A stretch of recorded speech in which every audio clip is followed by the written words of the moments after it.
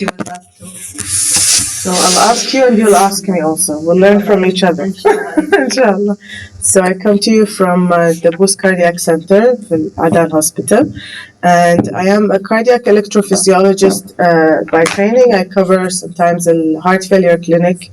In addition, we discuss a lot of controversial cases that are ACS related with no clear kind of clinical pathway to diagnose whether to intervene or not. So the issues that we're going to talk about today are very clinically relevant, especially when cardiac biomarkers are available. That confuses us sometimes more than helping us. So we'll talk about the role of cardiac biomarkers in cardiology and clinical practice, mainly troponins and BMPs. I'll go over the guidelines on how to use these biomarkers in the diagnosis and prognosis of ACS and heart failure, and what are the appropriate biomarkers, which one to select, and how do we interpret them. How about the older biomarkers, especially for ACS? Are they relevant today?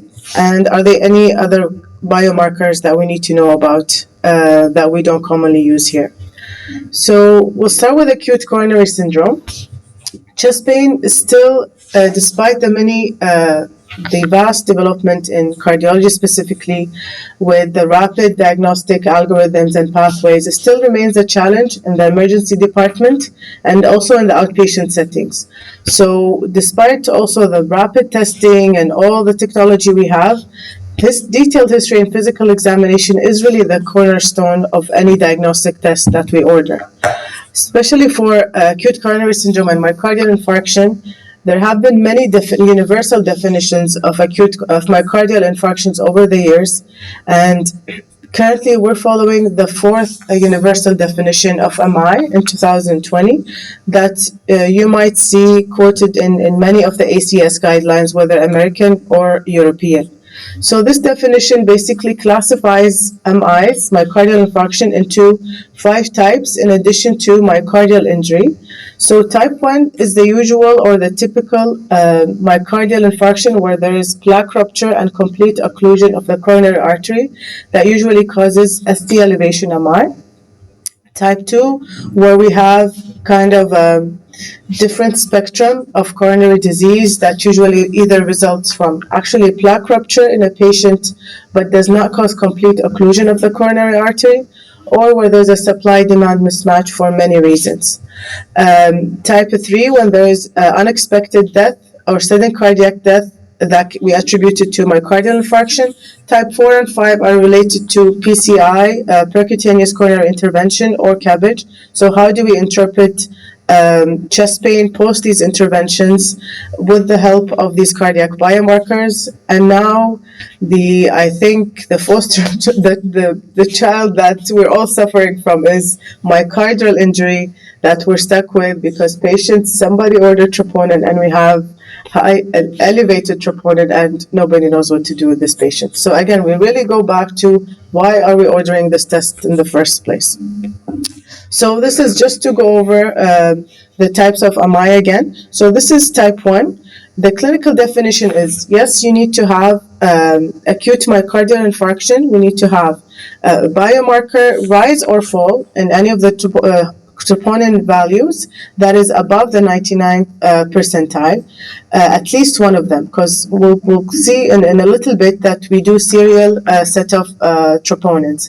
But not only that, it needs to be combined with appropriate clinical scenarios. So symptoms of MI, or new ischemic changes on ECG that can be ST changes or Q waves, any imaging evidence of myocardial wall motion abnormalities that represents ischemia, or a patient goes to the cath lab and there's actually evidence of a thrombus and complete occlusion of that coronary artery, or a patient that unfortunately did not make it to the cath lab, for example, an autopsy was done and the diagnosis was made that this was an acute occlusion.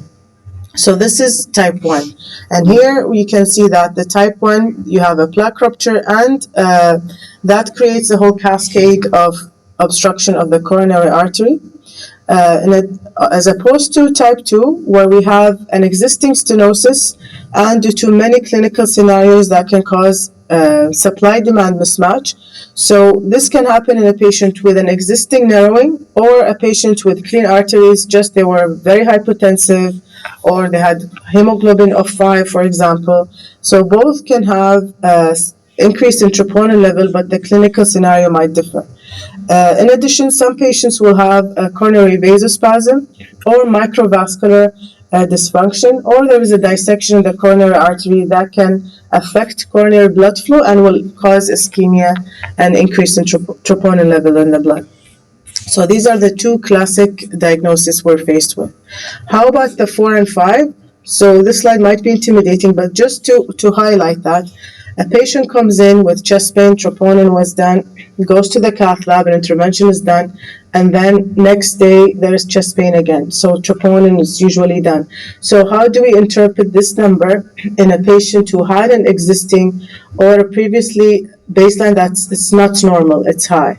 So of course in the right clinical context, the values are different. So it needs to be 5 times the baseline that was done either hopefully before the procedure, or if it was after the procedure, at least it needs to be stable for a couple of readings to call that reinfarction.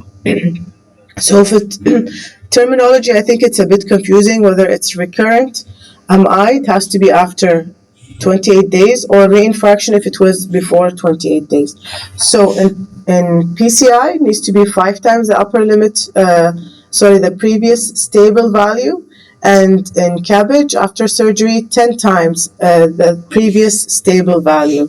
In addition to, so not the number by itself, it has to be coupled with significant clinical changes that are ECG changes, again, the same as the classic definition.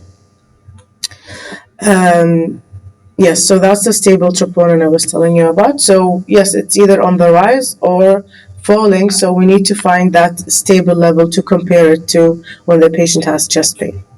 So despite all of these definitions, this is still remains our main struggle in the ED, in medical department, and also in cardiology, because chest pain might come in different shapes and forms, and sometimes it's not very clear. So emphasis is high on the clinical presentation, and you'll see the second one is high sensitivity troponin. That definitely changed the way we diagnose and we manage cardiac disease. At least this was maybe in 2020 actually. So these tests that we're going to go over sometimes can be even done before coming to the hospital, whether it was in a polyclinic or a private hospital. So we are faced also with a number that we need to deal with. Chest pain can be, before we used to call it typical or atypical chest pain. Now the guidelines recommend moving away from calling it typical or atypical and go with actually cardiac or non-cardiac chest pain. Having said that, yes, there's the classic chest pain description that we all know about: central chest pain, pressure, squeezing, heaviness, tightness associated with exertion and relieved by rest, and it's retrosternal, usually left-sided, but there are also some other findings that should, from our side, trigger ACS as a diagnosis, especially in females and elderly, when they have just shortness of breath, or they have syncope, or they have disturbed level of consciousness. But whenever we hear sharp, shifting chest pain, pleuritic, right-sided, tearing, then acute coronary syndrome is less likely or very low. So we remember this from med school. It's not very clear, but we don't need to focus on the details. That the characteristic, the 6 or characteristic of chest pain are important when we take history. The nature, onset, location, radiation, severity, and associated symptoms. So yes, these are taken into consideration. But there are also other causes of chest pain other than acute coronary syndrome that can cause similar manifestations. So I'm sure you all know that the biggest or the most serious differentials are pulmonary embolism, mainly massive PE, aortic dissection, and esophageal rupture. in addition to many other cardiac and non-cardiac differential diagnoses that can present similarly and may or may not give us also positive results of cardiac biomarkers. So these sometimes are not missed, but ACS usually takes priority, and people may not think of other differential diagnoses. So what we do whenever there's a patient with acute chest pain that presents to the ED, so the first thing is to cover or rule out the first 4 serious differential diagnoses: ACS, aortic dissection, aortic rupture, and massive PE. Esophageal rupture and massive PE. I want to make sure patient is stable, and with the tools that we have, decide coming to a differential diagnosis and decide if the patient needs to be admitted or managed in an outpatient basis. So ECG is usually done as early as possible to rule out the most obvious diagnosis, which is STEMI or other diagnoses, pericarditis and STEMI arrhythmias, and several others. We should always compare with previous ECGs. And keep in mind that normal first ECG does not rule out ACS, and we need to repeat it, especially with ongoing symptoms. And next comes in the different cardiac biomarkers that we know. Some we don't use anymore. Others are used more commonly, even at point of care level and at rapid results. So we have your experts in this more than me in terms of the behind the scenes. So we have many troponins that usually comes or manifests in the bloodstream after myocardial necrosis, and what we see is the troponin that is free, that's not bound to proteins.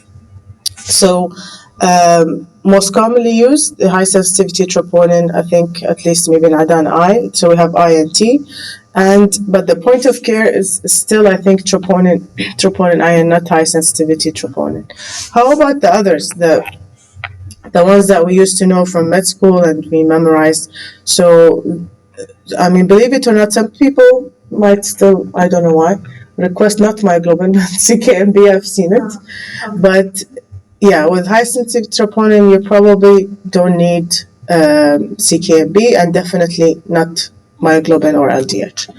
Yes, this is the classic, but now more and more high sensitivity troponin is released earlier, and we see as early as even very shortly within the first hour of symptoms, and lasts close to 14 days after the event.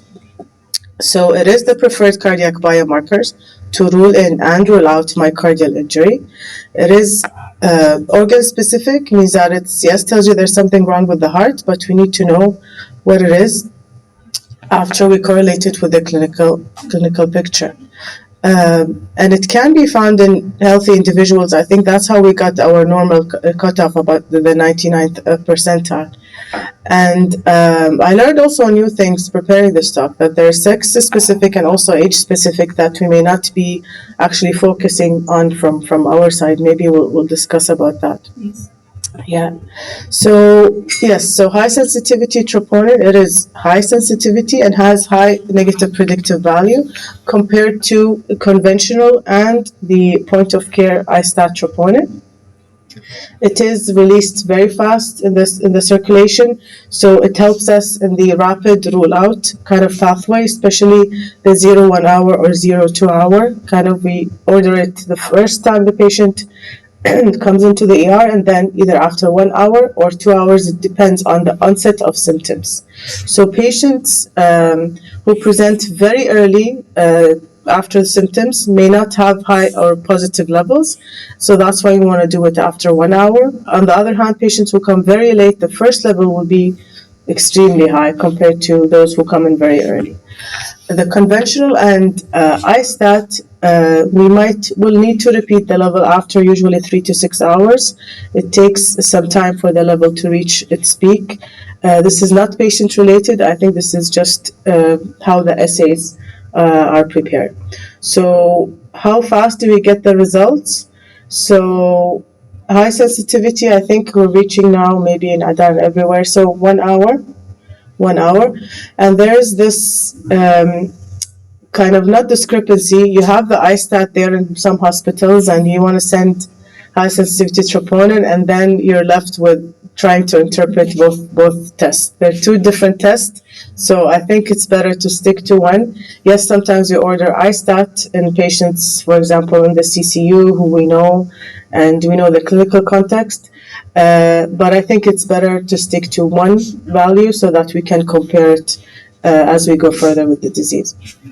So, I think this is you all know about. We'll talk about the assays from my point of view.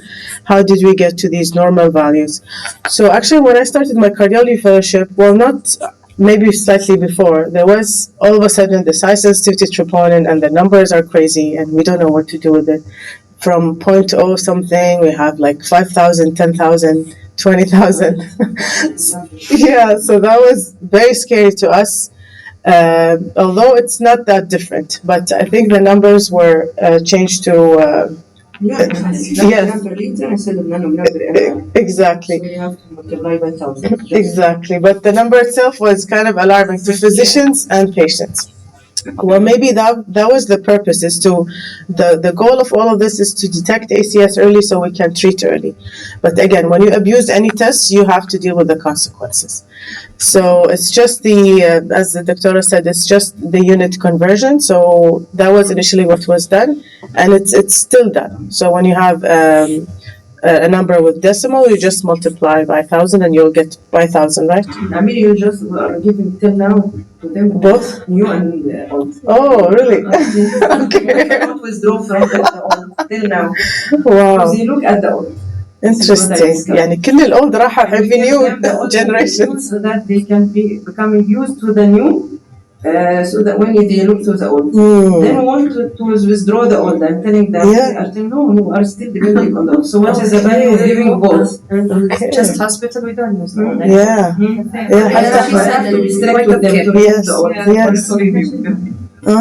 So this document, but this was, I think, at the beginning, it tells you how to transition as an institution from conventional to high sensitivity. I mean, there's a lot of education from lab, clinical aspect also, and also both together, so that they can both talk the same language and interpret the same test results. And also emergency department. This is, I think, they're the front line, and they will call every specialty for that number. So how do we interpret? So yes, there are many slides on this, but always from our side we should correlate with a clinical picture, and the interpretation is not just a number by itself, it's a rise or fall of the troponin level. Exactly, and how much is the difference? So there are many notes about this, but the usual standard delta by consensus statement is 20%. But if you have a very high, so it depends on where you are on this figure. If sometimes you are here and then your delta is way below the 99th percentile, this you have to use your clinical judgment if you're really suspecting. But the highest level or highest negative predictive value or specific sensitivity is when you have below and then it jumps to above the upper limit of normal or upper cutoff to more than 20% of the delta. And depends on where the patient is coming in, whether soon after the symptoms or later after the symptoms, where the difference may not be that high. And if it's very late as well, makes it a little bit challenging for diagnosis. So rise and fall is the key here, not the number by itself. As we'll see, some diseases, they'll have persistently high troponin and may not be of similar, it has clinical significance, but not for acute myocardial infarction. So what are the levels and what do we look for? Similarly, so again, depends on your labs and your numbers, but in general, the 99th percentile, I'll show you afterwards an interesting study. So we're using, I think, all manufacturer cutoff for the 99th percentile, and we have our numbers. We'll see different guidelines recommend different cutoff on how often do we measure troponin 0.1 or 0.2 hours to have our diagnosis. And there are many assays that are FDA cleared at this point. I think there are 4 or 5. This is in your arena kind of. how did the FDA clear this assay based on level of detection or level of quantification? But I think eventually they used level of quantification to choose the 99th percentile for the cutoff we have. So yes, there are manufactured results and cutoffs, but there was one study in the New England Journal of Medicine where they it was a multi-center study. And actually a multinational study. They took samples from all patients presenting to ED with chest pain, and they measured all 5 assays. So this is the high sensitivity troponin assays, the different ones. So we have the Abbott, Roche 1, Roche 2, Siemens, and there's the standard assay. So as you can see here, it really increases very shortly after presentation, and it's that's the whole point of this. It's very sensitive compared to the standard one. So you can appreciate the difference from here, and they're kind of all share the same sensitivity. They all have similar clinical significance, at least from the cutoff of their numbers.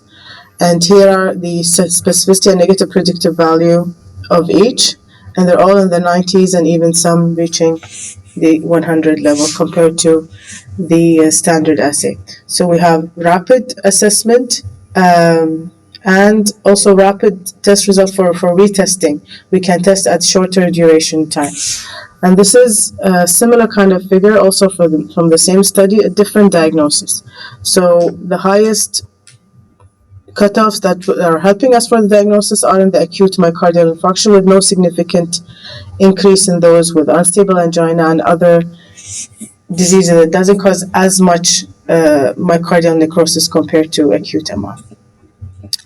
So this is interesting study. So they decided they want to look at it's a American study. They want to look at their population cutoff. They didn't want to just use the manufacturer cutoff points. So they took their patients' population samples. So these are healthy individuals, and that's how we got in general, the manufacturer cutoffs. And they compared it. Also, they took the samples from the NHANES population. And they were interested in looking at how the values are different in different age groups and by gender as well. And they looked at the 99th percentile cutoff. And as you can see, in females, even stratified by age, you can see how different the results are and the cutoffs. And similarly also for males, different cutoffs, different stratified by age. So this kind of stimulated my mind, and I was thinking maybe it's something that we should look into in our patient population and try to do something like that. So that's something we have. We are reporting male and female. But I mean to correlate it clinically. These are healthy individuals. So this will be an interesting project for if somebody is really interested. So what other reasons for elevated cardiac troponin? So we said either ischemia or myocardial injury for many causes, whether this is cardiac, shock, respiratory failure, severe anemia, significant tachycardia, hypotension for many reasons. So also in heart failure, myocarditis, and if patient has any procedures or cardioversion even, sepsis, CKD, will go over that, and among other non-cardiac diagnoses. Okay, patient comes in, chest pain, we get the test, we diagnose him that he has acute coronary syndrome. So we're talking about non-ST elevation, MI or unstable angina. So from our end, we try to risk stratify patients on which ones need an immediate or early invasive management and which ones can be stratified to either anatomical testing like CT or stress test for functional assessment. So this is how we kind of manage these cases after we get the test results, in addition to clinical correlation. So what does the guideline tell us? Any patient comes in with chest pain, that's non-ST, because with STMI, we're not going to wait for the troponin. So you order a baseline troponin, and then you repeat it after 1 or 2 hours. So these are the two options, and depending on that, you can rule in or rule out your disease. So if there is no rise and fall, there's no increase, then you can rapidly rule it out, and depends on the onset of symptoms. Some clinicians can rule out the disease from even just the zero, the first level, especially if the symptoms happened 3-4 hours before presenting to the hospital. And if the initial troponin also is very high, then you're ruling in the patient and needs further testing, and this patient staying in the ED or being admitted to internal medicine or cardiology. In between, where you're thinking, is this cardiac, non-cardiac, you want to observe, you want to do a second troponin, this is the area in between. How about the American guidelines? So similarly, patients with chest pain, history, ECG, and then if we think it's possible ACS, we get troponins. But for us, it's the opposite. So troponin comes actually very high in the figure, unfortunately. So you get troponin, and then so they focus here mostly on clinical pathways, clinical diagnostic pathways. That's the CDP. That is kind of approach where you use your clinical scores, you use your troponin value, you use your blood pressure and other physiological findings to assign your patients to either high risk, low risk, or intermediate risk of ACS, and further management will follow. But troponin comes in after you do your ECG and you think this is possible ACS. And yes, so high sensitivity troponin or the regular or conventional assay, depending on that, you will use either your 0-1, but here they didn't specify whether you want to do this rapid rule in, rule out. They left it to the physician to choose which pathway they want to use. They want to follow the European, the 0-1 and 0-2, or they want to do the 3 hours and keep the patient and monitor and repeat it. So they left it to the physician's preference. How do you assess patient risk? This is not very relevant, but just I wanted to show you. So many scores go into play. That will help the physician kind of classify patients into high, low, intermediate, and high risk.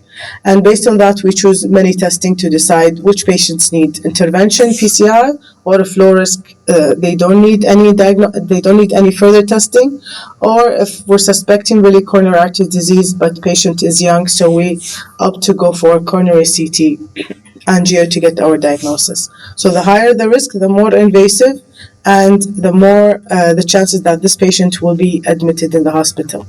I will skip that as well. Okay, so patient does not have acute coronary syndrome, but they're admitted to the hospital, and we found out they have pneumonia, they have anemia, but we're stuck with a high troponin level without any chest pain, without any imaging finding of wall motion abnormality suggestive of ischemia. So with the high sensitive troponin, now everybody will have elevated levels, so it can be elevated in many diagnoses, as I said, so hypoxemia, anemia, any arrhythmia, sepsis, hypotension, and CKD.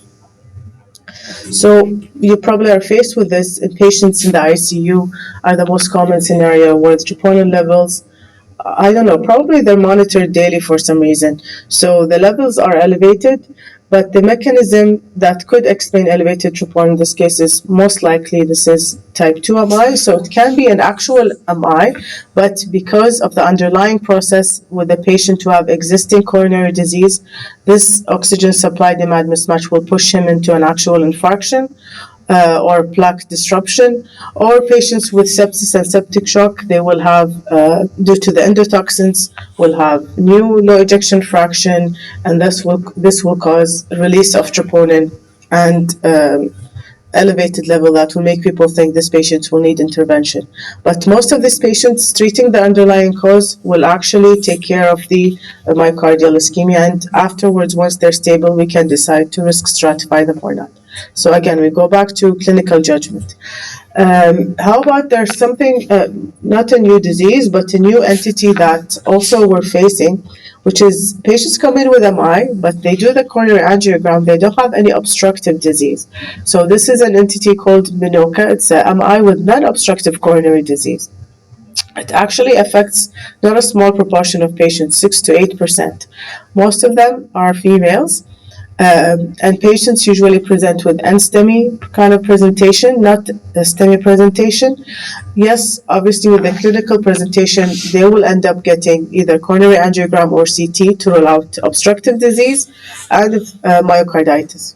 What is the underlying pathophysiology? Either coronary spasm or microvascular disease. So it's not the major epicardial coronaries, it's the small vessels that supply the heart, or dissection.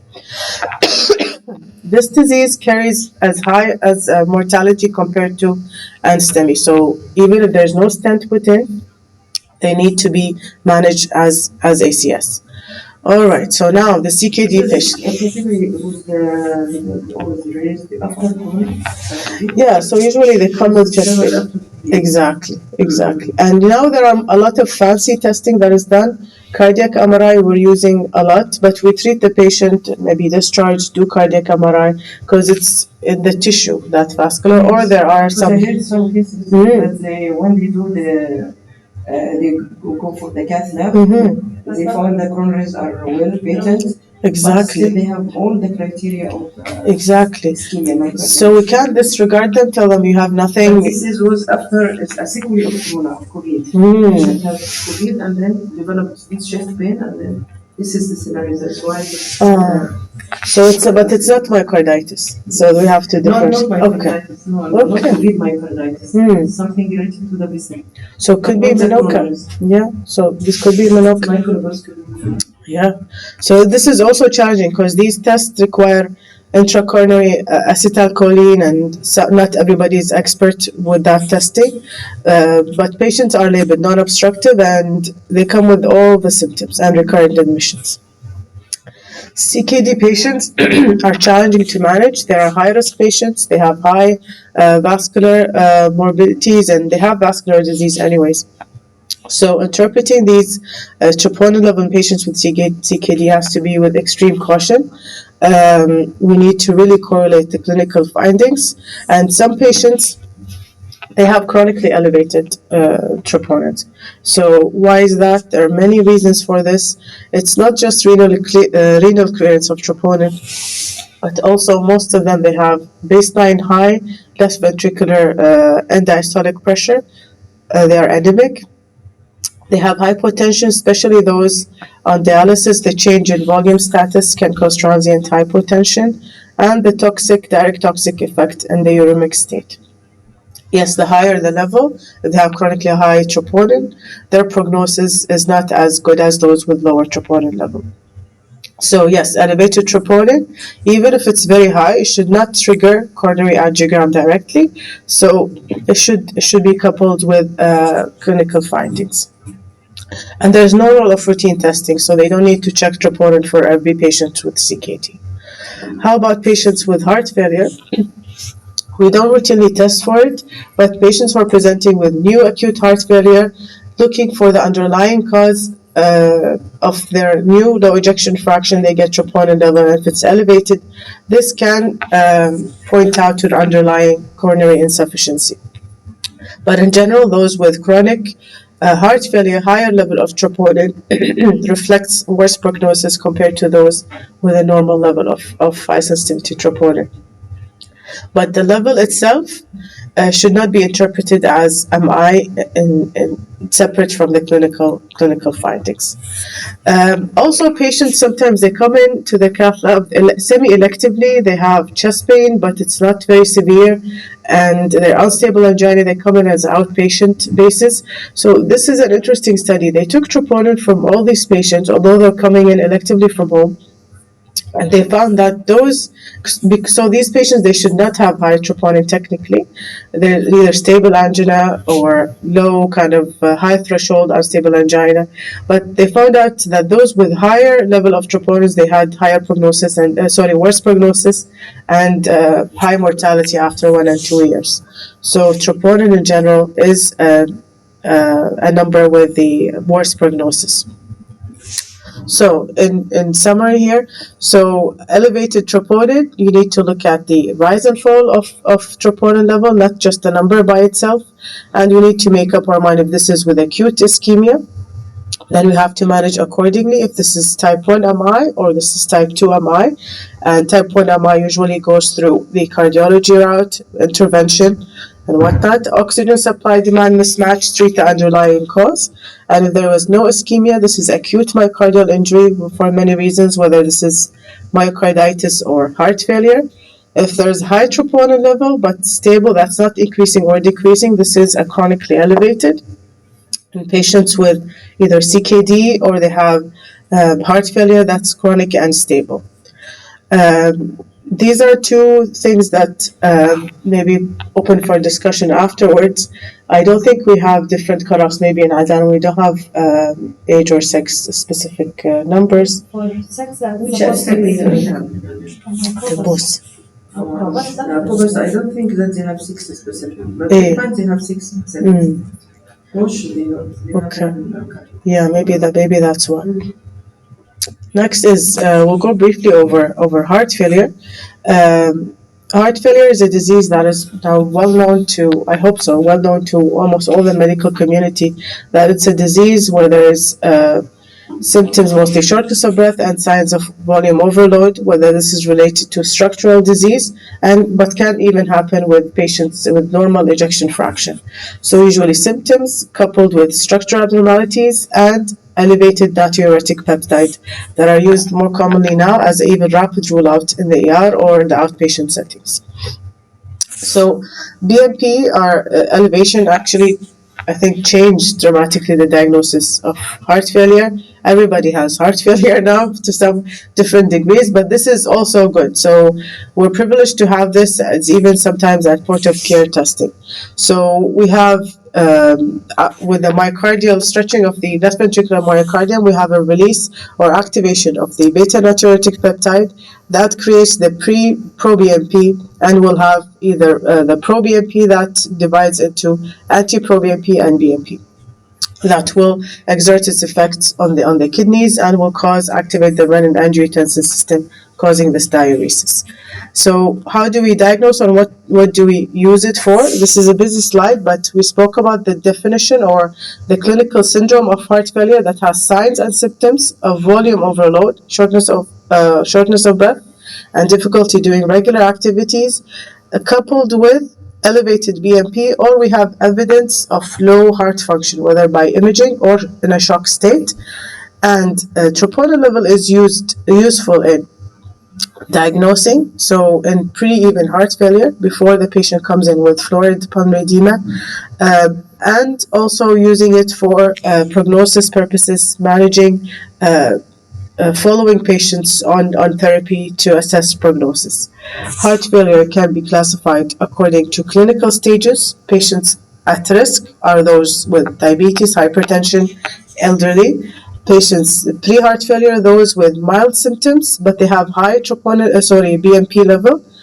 And the usual ones we see in the hospital, either heart failure patients with clear low ejection fraction, 20% in and out of the hospital, and those with advanced heart failure. So BNP really changed how we manage these patients that are at risk or pre-heart failure with minor symptoms. So we classify them by stage and also by ejection fraction. So yes, there's low ejection fraction, but there are patients with normal or mid-range ejection fraction. And now a lot of kind of the drug that were used for low EF are being tested and studied to be used for patients with HEF-PEF. So HEF-REF is low EF, and PEF is preserved ejection fraction or mid-range or improved ejection fraction. So even those whose heart function improved, we still continue the same medications. This is the same, so I'll skip that. That's the role of the BNP here. And also in patients with mildly reduced EF, the BNP is used. I'll skip that. We spoke about. Yes.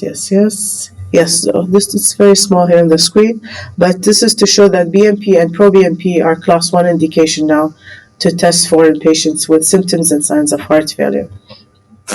Yeah, so there it is here. This is from the ACC guidelines.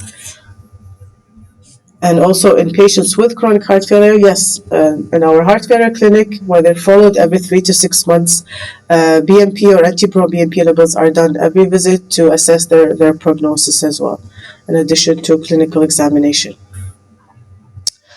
Screening is not liberally done in all patients, but it's more and more as the awareness increases. Patients with shortness of breath, even if they are in the outpatient settings, we see physicians requesting these tests, which I think is great, because the earlier you diagnose these patients, the earlier you will manage them and you will prevent serious complications. So what are the cutoffs and how do we deal with the numbers, since we were discussing that earlier? So this is from European Society of Cardiology, and this is used in the diagnosis of heart failure. So these are new patients where we suspect that they have heart failure. We examine them, get an ECG, get a history, and then we either measure anti-pro-BNP or BNP, and the cutoffs used here are 35 for BNP and anti-pro-BNP 125. So it depends if the levels are higher than these cutoffs. صغير صح؟ Oh, okay. أحسنت. Then you have a diagnosis of heart failure, and you can go on to confirm if there is any structural disease, get an echo, and see where do you stand. How about patients? This is also similar, but patients with a new onset acute heart failure similarly. So again, we get our baseline investigations and we look at our BNP. So here, they put confirmed. So again, this is the same thing we're discussing about. So either confirmed or we can rule it out. So if you want to confirm it, I'll go back to the previous slide so we can compare it. So if the BNP is higher than 100 or the anti-pro-BNP is higher than 300, then you have diagnosis confirmed. Compared to this slide, this one you are suspecting it. So we're kind of still not sure of your clinical diagnosis.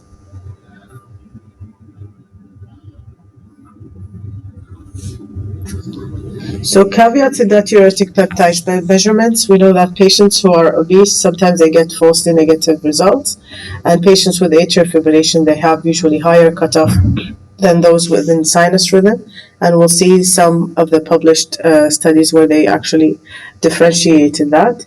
Patients who are taking Entresto, it's preferable to use the anti-pro-BNP and not the BNP, because the BNP is actually affected by neprilysin, so the cutoff, the interpretation might not be ideal. However, it was, if you're stuck and whoever has that BNP only, it can be used, but preferably not. But if it's the only thing available, it can be used with caution.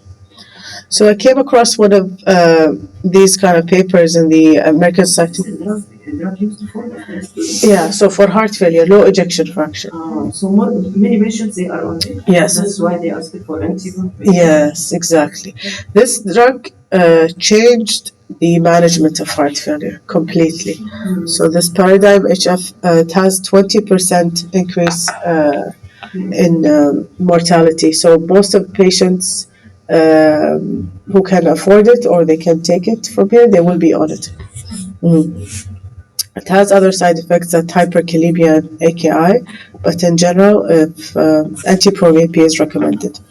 So yes, there are different cutoff values, and the struggle is real. But if we're in our own hospital, we're used to the values that we have. But since you have a broader picture and you see different labs and you're trying to compare, maybe you'll also tell me if this is difficult to understand, or not different manufacturer, different assays. But the cutoffs for acute dyspnea or shortness of breath is different than patients with diagnosed heart failure, and we're trying to assess prognosis. Yes, the sensitivity is high, specificity varies, as well as the positive predictive value. Yeah. So it's a good rule-out testing for patients who have shortness of breath, and we don't know if this is respiratory disease. They have something that's in the lung, not in the heart, essentially. Then this can help us. And this is for BNP and anti-pro-BNP. So the numbers are kind of similar, 30, 35, and less than 300 for anti-proBNP. Single cutoff, again, we are using this mostly, I think, in the ER, especially the 100 for BNP less than 100. Mostly in the outpatient settings, mostly using the 30-35. Oh, there it is. So this is the outpatient setting. So BNP less than 20 or less than 40, or the 30-35 I showed you from the European Society of Cardiology, and the anti-proBNP, this is what's cited as well for patients less than 75 years of age. There are also different criteria based on rhythm. This is from the ESC as well. The previous, yes. So 125 for less than 75 years for anti-proBNP. This is used when? Because So usually we rule out below 300, so ruling out acute heart failure. Yes. Heart failure. So this one here, outpatient. Situation the 125. So this is, they put it as outpatient setting. American. Yeah, the American. This is the American outpatient setting. Depending on the 300 as a rule out. Yes. It has a very high negative predictive value, maybe up to 100%, 99 or 100%. Here, interestingly, they're putting 98% compared to, let's 250, but this is more than 75 years of age. Let me go to this one. This one is Yes. this Yeah. is what we are adopting. This one is, acute, you are telling that it's acute congestive heart Okay. failure when you rule out, which is a general rule out or common rule out figure is 300. Less yes. than 300. Then we are classifying or stratifying them by age. Okay, yeah, so this is interesting. The 50, 52, 75, and more than But 75. on this one, I've been seeing these numbers described in patients who already have heart failure. Which They are developing acute. This 450, 900. يعني she means Yes. then they are have Observation chronic heart of failure. Yes. Chronic heart failure. Then We're acute following. constipation. Yes. So this is right, or this is this figures cutoffs and for anyone coming with acute dyspnea. Yes. So if below 300, so we rule out acute congestive heart Yes. failure. Yes. Then if it is the age is less than 50, so we have the 450. So This is for one presenting to the casualty Yeah. with acute dyspnea. yeah, I have to be honest. So for us, it's not, did not make it to the guidelines or for everybody to use. Most of us, if we're not really reviewing the studies, then we'll use the guidelines. So this is for 125. so this is 125 and 35. The common number. Yes. For normal. So more than this, you have to start investigating. Yes. So this is what everybody reads. This is for any age. So More than 125, any age in 6. So we don't use, at least we don't look at age as much, but I think we should. Yes. No, you Yes. include a lot of people. Yes. More than 50, more than 75. Yes. So more than 125, you will find all of them more than 125. Yes. Some pediatrician So this you will Yeah. include a lot of population. Yes. If you are not taking into consideration the age. Yes. So The clinically, age is critical. Yes. yes. So definitely, but also we order it because there are symptoms. So again, but I can't tell you for sure. We look at the age and take it. If it's just requested and we're dealing with the consequences, then we'll try to adjust for age and look at details. But if we're consulted for shortness of breath, high BNP, then this patient is labeled as heart failure. Higher age population. More than 70. Yes. Yes. Yes. Exactly. And we're getting consulted for these Be patients. consulted for Everybody. But these patients also have diabetes, hypertension, coronary disease, so it makes sense for them to have it. So whether this is to age, I don't think there's no correction. I don't think there's correction. The D-dimer I know, but BNP, as far as I know, there's no, unless we try to emphasize the cutoff for age, but also which one do you use for age? This is the most commonly one you use, the ones I showed? Your consultation is just more than PNP, more than 125. There are symptoms. You accept the consultation? Depends. Sometimes yes. And this is the reason. So people don't think before ordering the test. They want to order everything, especially there's this medical legal term that's thrown here and there. But you have to use your clinical sense first, and then order the test. So sometimes, yes. It's not in ordering the test, what I mean. Ordering the test is not the problem. The problem, the patient can benefit from early treatment. Yes, exactly. So ordering the test is maybe good for the patient. Yes, and we are biased because the cutoff of itself has to be, I think, looked at. And 1 to 5 will include all the patients. You have to do a lot of investigations just to confirm or to rule out. Yes. This is only, but requesting the test, I think, is there for benefit of the patients because you have this early diagnosis. Or you can give them certain indications so that they cannot, they will not progress to more severe heart failure. Yes. But also we use, especially for those who don't use the BNP a lot, they use the lab cutoff as well as a kind of their guiding, the guiding. The other problem is the point of care is BNP. And the lab is anti-proBNP. Yeah. So I have, because in Adan Hospital we have shortage in anti-proBNP, ask them to depend on the ISTAT. So I give them the cutoffs for the BNP because previously they were expecting that's the same. They can use the same cutoff BNP or anti-proBNP. So we give them like a print out with the BNP cutoffs. It's higher. So we don't have point of care only in specific locations, not everywhere. And only in OPD for heart failure clinic for selected.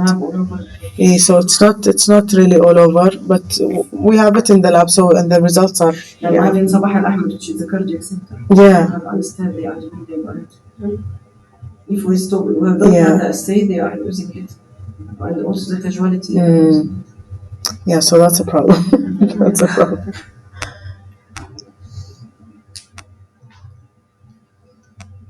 Yeah, so this is that just for sinus rhythm or non-sinus rhythm. So AFib increases the level, and your cutoff should be usually higher than sinus rhythm. Because now everybody has this HFpEF, and even more patients are diagnosed with heart failure with preserved ejection fraction than before. And we have a lot of new medications coming up, and everybody's obsessed with that. So you'll see more cases we're requesting more and more.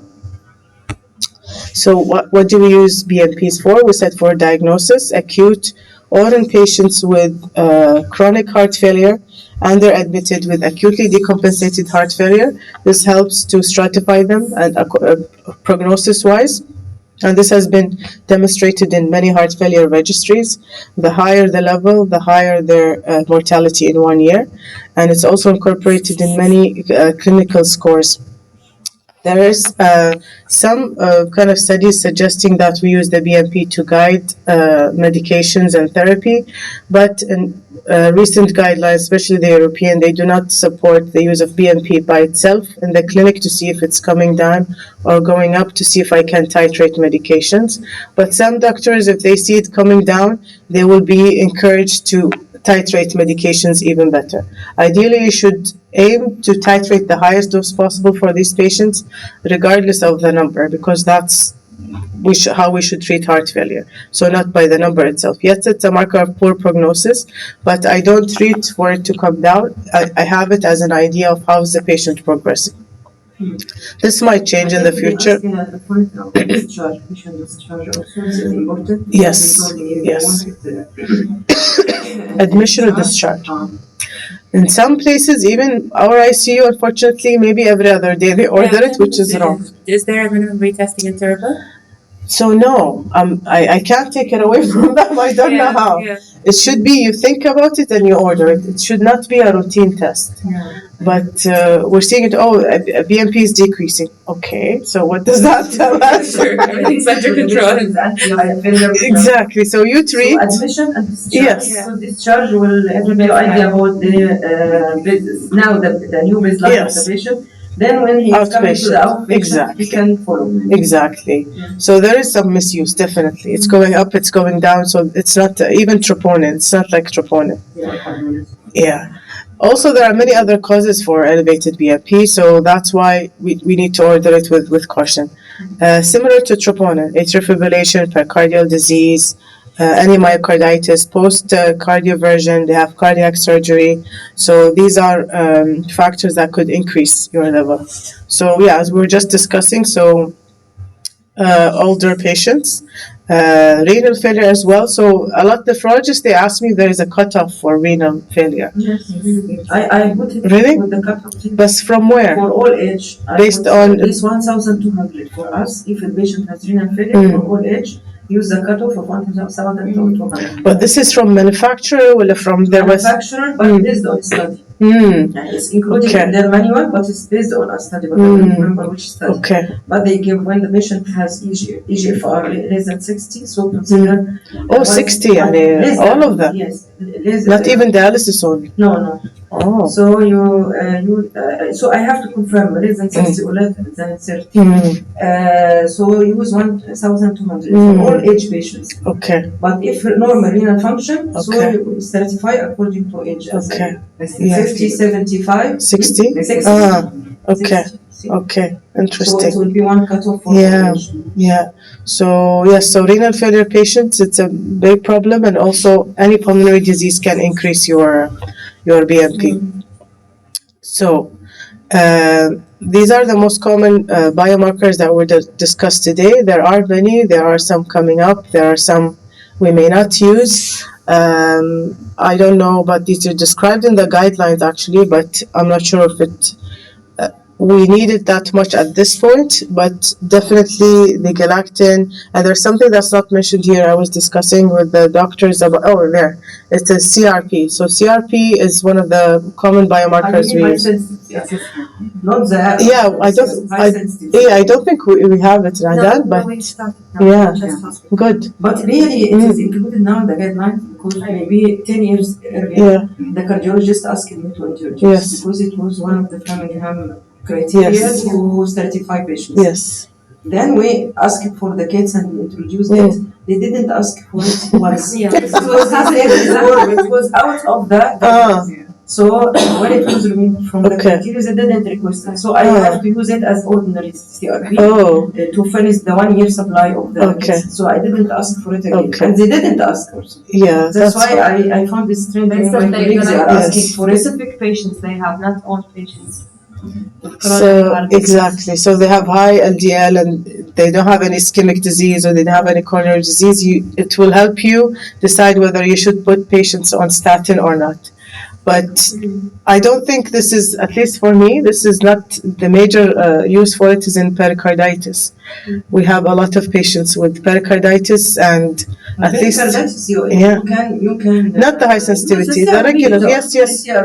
We have issues with the regular CRP. We have issues with the regular CRP. It feels very precious. We don't have. Is it too expensive? We need to call many people to get.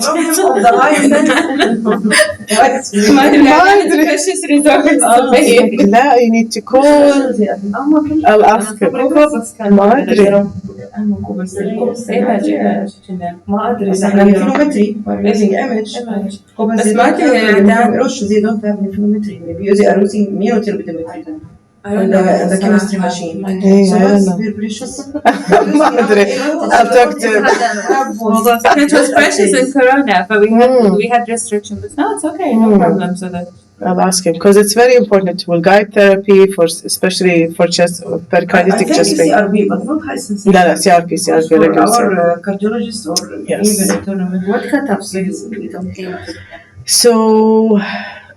Honestly, we look at the lab cutoffs, but more importantly, we look at it decreasing after therapy because we want to see the response to treatment. Because it's false. When there's infection, it's maybe 100 false. Yes, but for inflammation, infection, yes.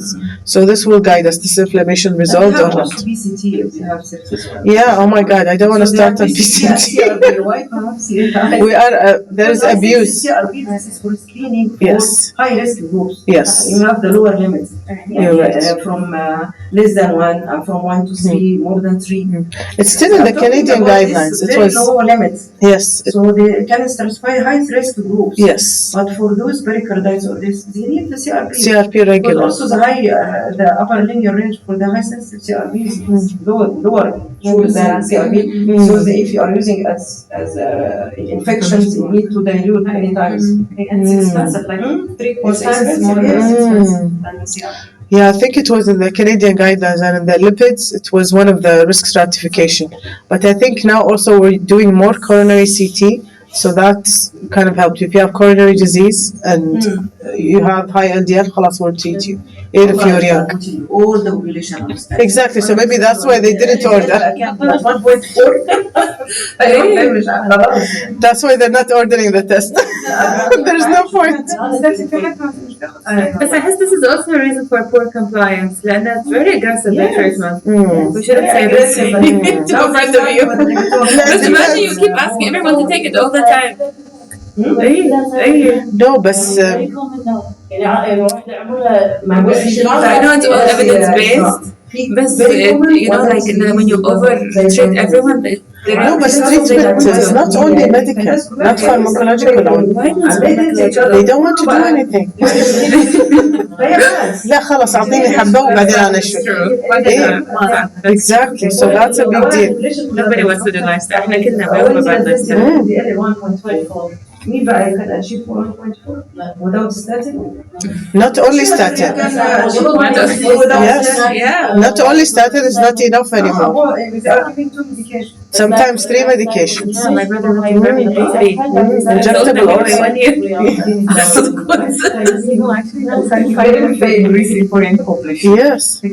Like 30s and 40s people are just dying with cardiac arrest. Mhm. So we don't know Exactly. this. So even for my husband, I put him on statin because he has a very bad family history. Yes. So we have to. This is Yes.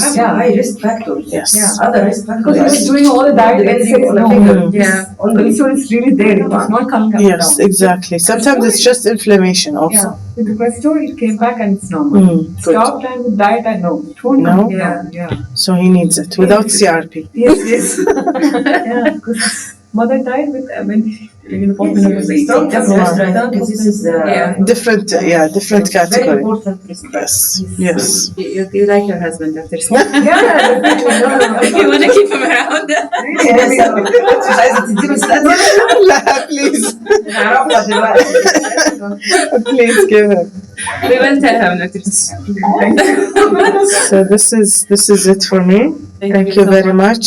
And it was interesting discussion. If you have any questions.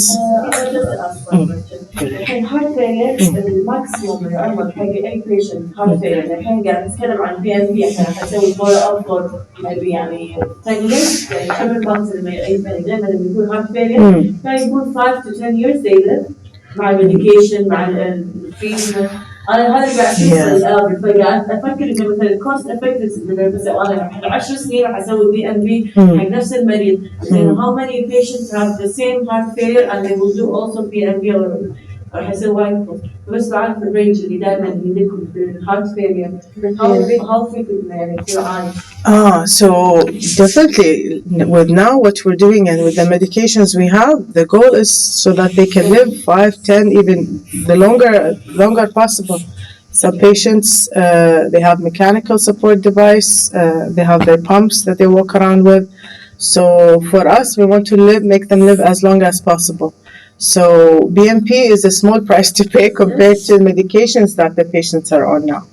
هذا أول too much admission يعني أنا كان heart failure بالأسبوع لما كنت بالمدرسة بالأسبوع يمكن يدشون 3 مرات يعني go بالشهر كذا 4 times every week they are be admitted acute on chronic heart failure acute readmission this is indicated Yes. for the proper treatment and proper management of the patients. يعني is not supposed to be kind readmitted. Exactly. So we're doing something wrong. Discharged with a problem. Yes. He was discharged without complete medication or complete مو عشان مرات يكون في تضارب بين الهارت. أنت عارفة أقول لك readmission within 3 months with the same diagnosis is bad for the hospital. Something as a bad indicator. مش مشكلة المريض مشكلة العمل. So we need to look to That's see. why that discharge being Yes. very important. Maybe he was discharged with high BNP. Sometimes it's hard to he needs a bit. So the discharge عشان will كذا come to يرسل مرة ثانية the فتضارب البلان مع الكدني مع الكارديو قاعد يضاربون بالبلان. Every time I see it it's like This is common scenario. Yes. Lasix, up and down. very يعني وأنا say at the end of the day the patient be admitted يعني after 3 days 4 days قاعد أشوفه يردني. So the issue is not with the BNP in this patient. So the issue is how outcomes in heart failure, mortality, rehospitalization. So if I'm not decreasing readmission, then there's something wrong with this So patient. what is your cutoff for the discharge of BNP on discharge? When to discharge the patient if you are based on the anti-BNP?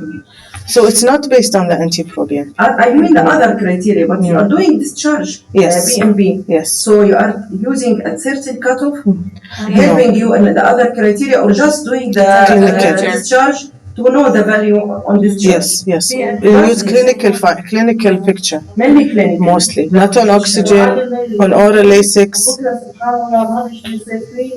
No, صار شيء. Something happened. Diet, patient compliance, arrhythmia, they have appropriate device therapy, there are appropriate medical therapy. Maybe it's time for this patient to get mechanical support. Is this patient a transplant candidate? Where are we in this spectrum? Yeah, it's a bigger issue. BNP may not, even if you don't do it, you're going to treat him the same. So BNP is good tool to help you. If I'm just doing it, checklist. It's high. وبعدين. For maybe 2 years. Yes. But after يعني 7, 8, 9 years it will be يعني إنك حيصير readmission every week it will be readmitted this patient because at the end of the day he will be hospitalized for 1 month and then he will be died. هذا اللي أنا قاعدة أشوفه.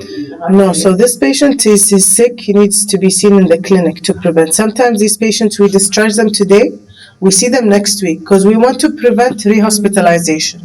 So come next week, we'll see you. The minute we see volume changes, we'll adjust. Not everybody has it in them or smart enough to detect these changes. And now even we're implanting something called cardiomems. It's a small device inside the pulmonary artery. And the patient has a pillow at home. It can tell us in the hospital what's the pulmonary pressure. And if it rapidly increases, we can call them, tell him, how are you feeling? You should increase your Lasix, for example, today. Is this available? Yes. So in selected patients, so all of these efforts, it's a lot of also budget to prevent. Heart failure hospitalization is the most common burden on healthcare systems. So you want to keep them outside of the hospital as much as possible in a healthy way. Follow-up, frequent follow-up. That's why heart failure clinics are special clinics. We see patients sometimes every week just to keep them out and also use these measures, calling them, use these devices. So yes, it is. That's why all of these were created to prevent rehospitalization. So now it's your goal to find out why is he readmitted. You will save his life. You find look at the guidelines, you'll see something definitely missing from the guidelines for sure. So thank you so much, Dr. Samah. Thank you very much. You can see that how much controversial in this topic and how much there is missing gaps. IT expert. How much that our role in this topic, خاصة high sensitivity. I remember when I was